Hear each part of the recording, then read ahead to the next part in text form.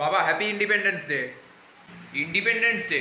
আচ্ছা আমাকে একটা কথা বলতো, না তোর কি মনে হয় আমরা কি সত্যিই স্বাধীন হতে পেরেছি? হ্যাঁ, কেন? তা যে দেশে অনিচ্ছা সত্ত্বেও এইরকম একটা উজবুক পাঠাকে পুষতে হয়, যার পিছনে টাকা ঢালা আর না ঢালা সমান এক প্রকার, যার পিছনে হাজার হাজার টাকা বছরের পর বছর ধরে খরচা করে যেতে হয় উইদাউট এনি প্রফিট, যাকে বাড়ি থেকে তাড়িয়ে দেবো মনে করলেও তাড়িয়ে দেওয়া যায় না, সেই রকম দেশে স্বাধীনতা দিবস পালন করাটা আমি বিলাসিতা বলে মনে করি এক প্রকার। এখনো সময় আছে।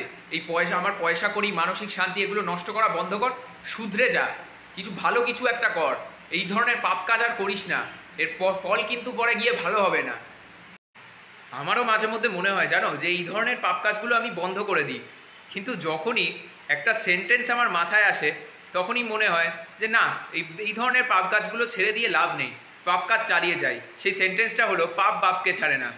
তাই ইন ফিউচার এই পাপ যে ডিলগুলো করবে সেটা তোমার সঙ্গে করবে, আমার সঙ্গে নয়। তাই আমার পাপ কাজ ছাড়ার কোনো প্রশ্নই ওঠে না।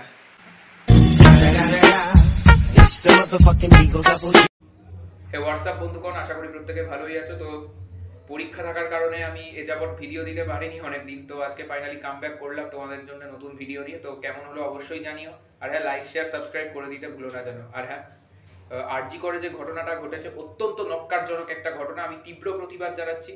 যেই দোষী হোক না কেন তার কঠোর থেকে কঠোরতম শাস্তি হোক, এইটাই আমি চাইবো। আর হ্যাঁ, এইটাও চাইবো সঙ্গে যে ভবিষ্যতে আর কোনো কারুর সঙ্গে এইরকম ঘটনা যেন না ঘটে। তো এইটাই বলার ছিল আর কি।